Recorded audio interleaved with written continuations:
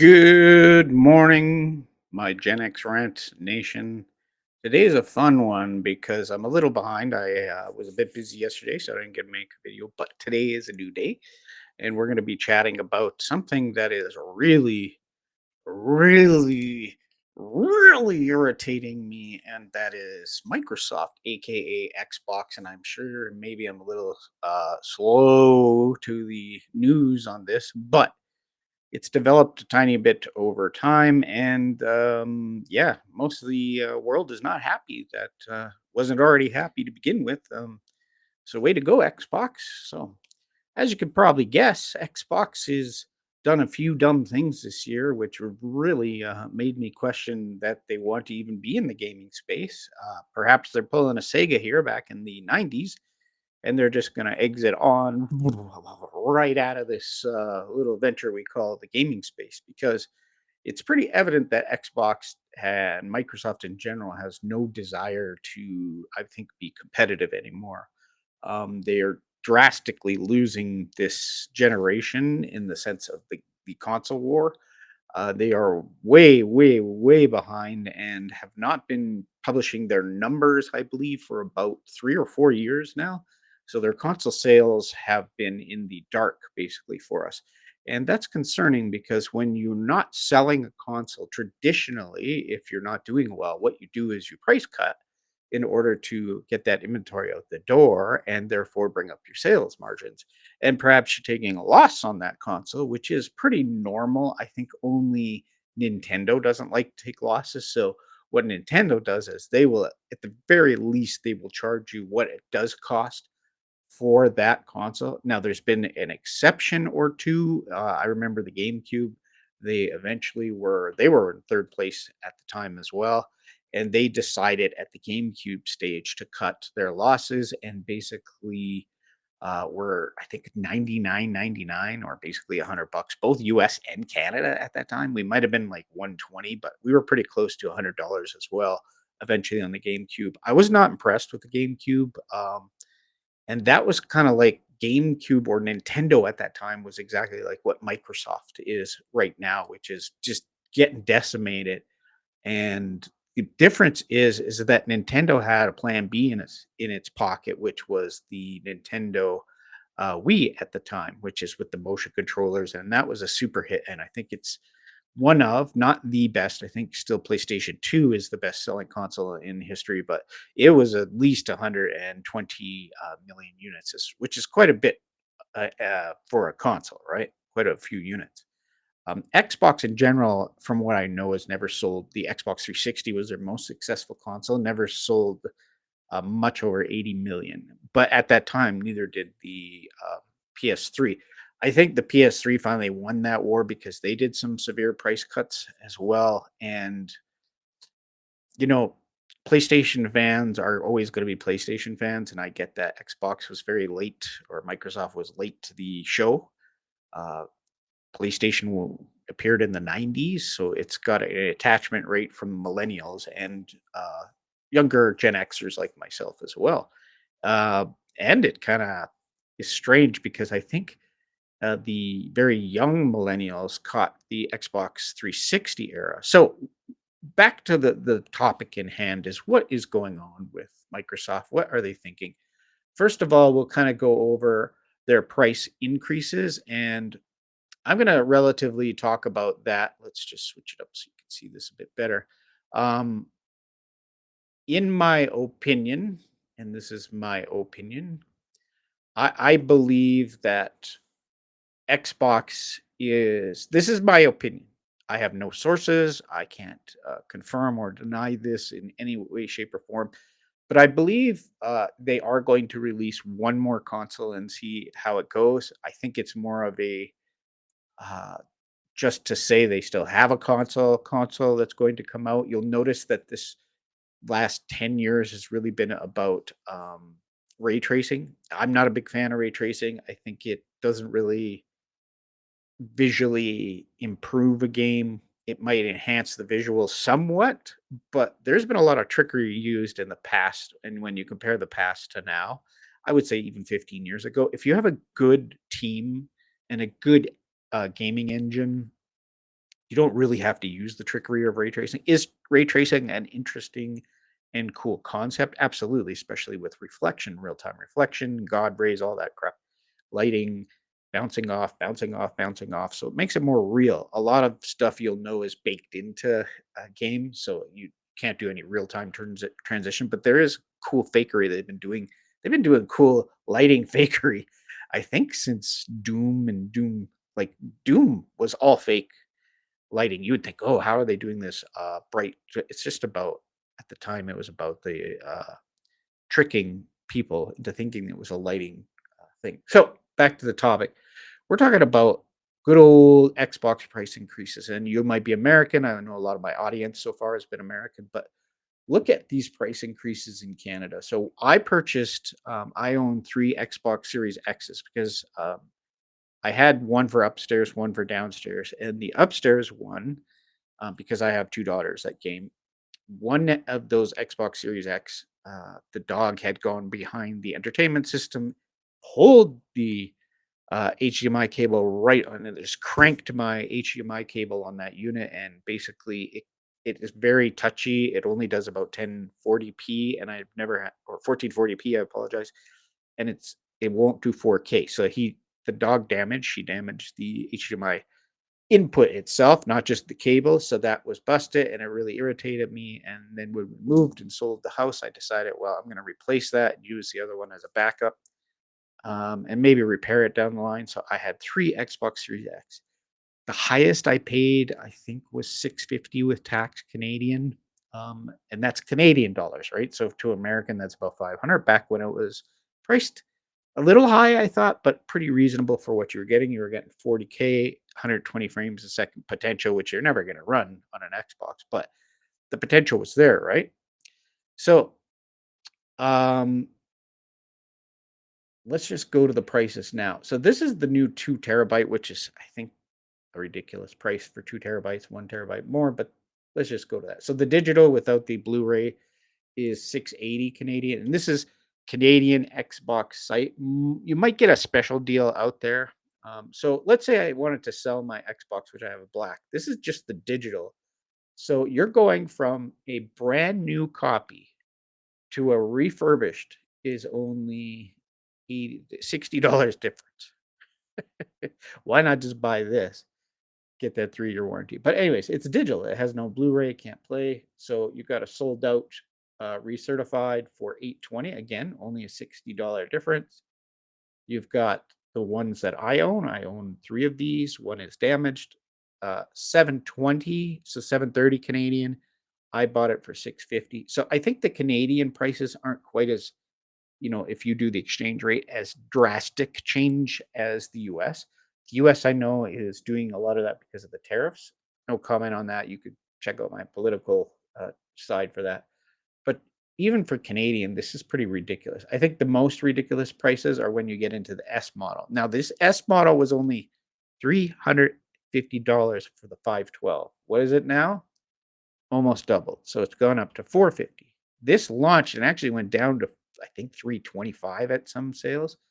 So Series S now is $130 roughly more over the last since the launch. Normally when you start releasing consoles, the prices drop because production ramps up. You're able to the process is better, but the world has been in this kind of like I don't think we've ever seen consoles go up in price except this generation.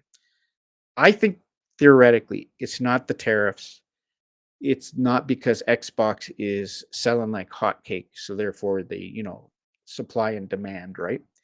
I believe Xbox is subconsciously, and again, this is in my opinion, creating at least for the Xbox fans, a they're kind of trying to lull you into this is normal pricing. So that when they release the next generation of Xbox, which I 100% believe will be their last one, and it will not sell well, the next Xbox will be over 1,000 Canadian dollars and probably close to 900 US, if not 850. And you might be like, your eyes are bulging out of your face, and you're like, "How's that possible, Dave? Why would they do that?" Because of this push to do, I think, as I said, when this world kind of shifted into from basically basically from 4K, 30 frames to 60 frames to 120 frames, but you also have the ray tracing element that really raises the price. And we're talking AI. So I believe the next model will claim it's AI, working with AMD, because AMD just came out with this new processor called the 395 and stuff. It's an AI processor with built-in graphics, and it's actually really good. Is it 4K capable? No. But is it probably really, really good for integrated graphics? Absolutely. And is it pretty good for a processor? Absolutely. AI, I think, in my opinion, is a joke, and it's not really. It's just processing power and doing certain things very well, and therefore training that software and the hardware to do the same processes very well and kind of learn things. But that's not actually intelligence. That's just machine learning. We've heard that concept since I was a kid, machine learning. But anyways, I think this is basically preparing the Xbox or the Microsoft fans for the next generation, which I guarantee will probably be 1,000 or more for. And I think maybe like their simpler version, the S will be 800 or 850 Canadian. These are Canadian dollars. You'll see. Next, so they did this twice. They raised the prices twice this year in Canada, the US, and the world on software or hardware. Sorry. Now they've done the what can I say? This was an overnight thing. My Game Pass, which I had Ultimate, was about to roll over, and because I haven't been working, I had enough on my card to roll over again for a month. I kind of go month to month now that I'm not working. My wife is. So let's check out the pricing now. This is all Canadian. I'm a Canadian. Eh? Got to drinking my Tim Hortons. Eh? Niagara Falls, Canada. Eh? So these are Canadian prices. So we've gone from, I think it was 11.99. So your essential, which used to be core, was 11.99 up to 13.99 Canadian. So the math roughly in my head, that's about a 25% increase Canadian. The 14 days, I believe, was 15.99 Canadian. But so I'll talk about this in a second. That says get your first 14 days for $1. We'll talk about that in a second. And so right now I'm just talking price increases. So my price increase, I was paying 23.99 Canadian for Ultimate, which I was already struggling with being out of work. I thought it was a little bit unreasonable. Roughly Canadians after exchange are getting a tiny bit better deal than Americans, not much, but a tiny bit. And now with the Ultimate price we're paying, Americans are paying 30, we're paying basically 34. So we went from that's about 11 roughly an $11 Canadian price hike for us overnight. And because I didn't quite have enough money to cover this with tax, it wouldn't go through. And I was like, I wonder why I'm saying it's not going through. I've never seen a company do this before, but I'm pretty certain, at least in my case, they increased the price without letting me know. And if they did let me know, I didn't see it. I checked back on my emails for the last couple of months from Microsoft. I saw no notice about a price increase. So they've increased prices without notifying me. Now, did it say my ultimate would be 23.44 renewing and then it said September 30th and then it said October 1st, but it didn't charge and I didn't get it charged and I'm like, why is it delayed? I know why, because they wanted me to do this. They wanted me to figure out what's going on and then get charged this amount, 33.99, 34 Canadian plus tax. Diabolical in my opinion, and it's created bad blood from me. So what I did was I switched to premium for the 14 days at $1. You know why this bothers me? Because core is a piece of garbage. Let's call a spade here. All you get is 50 games. It doesn't even say you get new games. It just says 50. Most of those will be old and most of those will be indie. No, I want indie creators here. I'm not against you, but there's so many indie games, especially on the Microsoft platform, the Xbox, that I don't even look at them unless it's been reviewed and it's super hot. People are saying you got to play this game. I think There's been a couple that have really caught my attention. They've grown past indie games. I think they're more than that, that I've played that I've really appreciated, but it's rare. Mostly people are getting these things not to taste test indie games, but they want it, and we're hoping to get older, good, AAA titles or double A titles or games that are hot right now. First, AAA, first person shooters, all this stuff. That's what they were hoping for, but they weren't getting it. So this is junk. It says console, PC, and supported device. Whatever supported devices means at this point, I don't know. They're cloud gaming garbage, in my opinion. I tested it back when it first came out. It's just the fact of the matter is that cloud gaming, unless you want to do it in like 720p or lower, is not very good. It will never be good. It's based on your network, their network, all this stuff.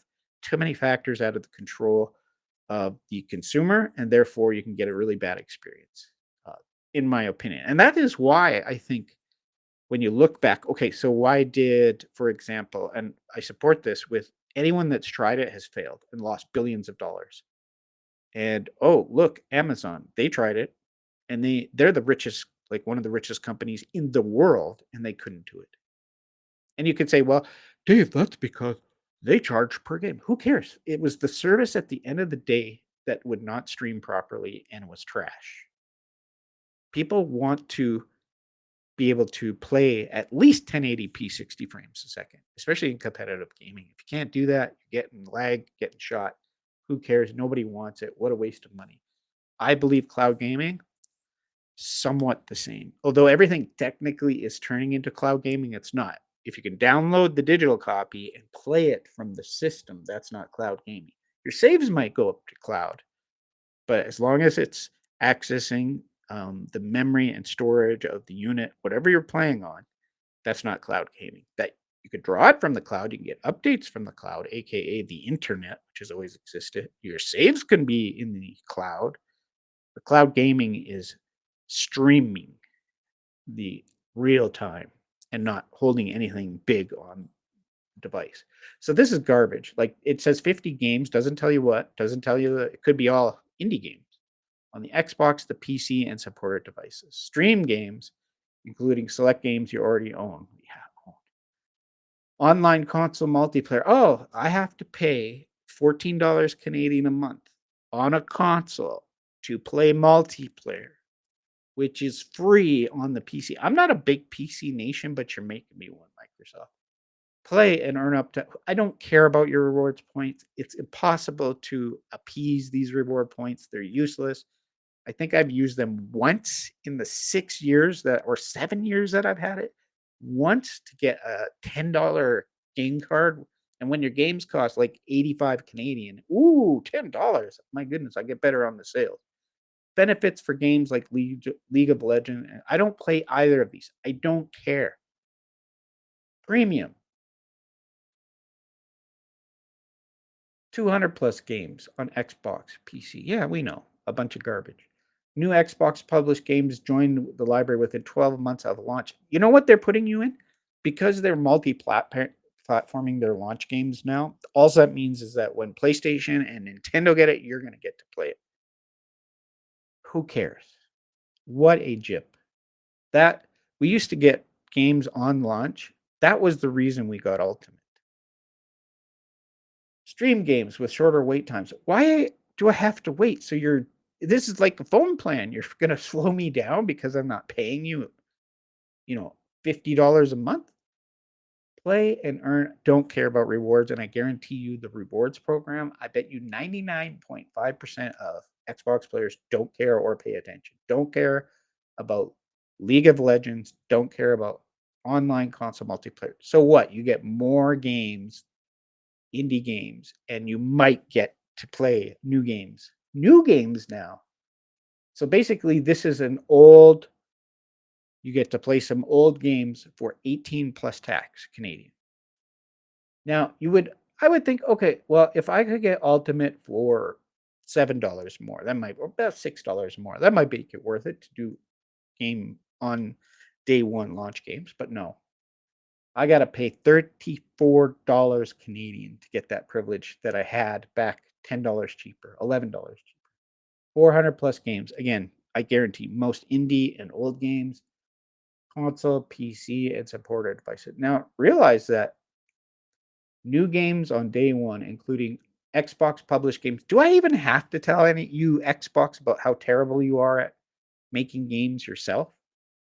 Look what you did to Halo. And I know you might say, "Well, David, that's 343 that makes that." No, Xbox has all the say, all the final yes and no's. Xbox Game Studios pops up when you play that. It's all connected. EA Play and Ubisoft Classic. Don't care about Ubisoft Classic. Basically, that's like that's gonna be The Sims 4 at this point. It's so old. So if you're a Sims 4 addict, the 10 of you that are left, there you go. EA Play, don't care. Stream games at our best quality. So again, they're admitting you'll probably get on premium streaming games at what 1080p 30 frames a second, but now you can get it at 1080p because I guarantee you can't do better than that. 60 frames a second if it works. A service that who cares about? Nobody uses it, including select games you own. How are you going to know if I own it? What if you take that privilege away?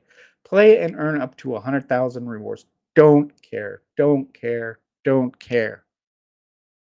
Microsoft, you go and like you're just trying to destroy your company. Like you're going into the oblivion, the mess. I don't want to support you anymore. If you know what really clued me into what was going on at Xbox and Microsoft is I bought a lot of movies because I have 3 Xboxes. And therefore, it is a platform where I watch my movies and my videos and my rentals. I don't go to YouTube or anyone else to do that. I don't if I want to own it digitally, I would purchase it. And yes, I do like physical and digital, but I would purchase. I knew something was up when overnight, and they did not give any warning. Overnight, they shut down the video store, so you could no longer rent or do anything with it. What does that tell you about the condition and the place where Xbox is today? Who's leading this? Phil Spencer, my friend Brian, he's been around. Phil Spencer's been around since, the first launch of Xbox. Was he in charge? No, he worked his way up. He's been terrible. I don't think it's all his fault. I think he's pushing against that Nimrod that's now the leader of Microsoft. I can't remember his name. Whatever. We all know who he is. He's an idiot. He's been terrible for Microsoft in general since 2014.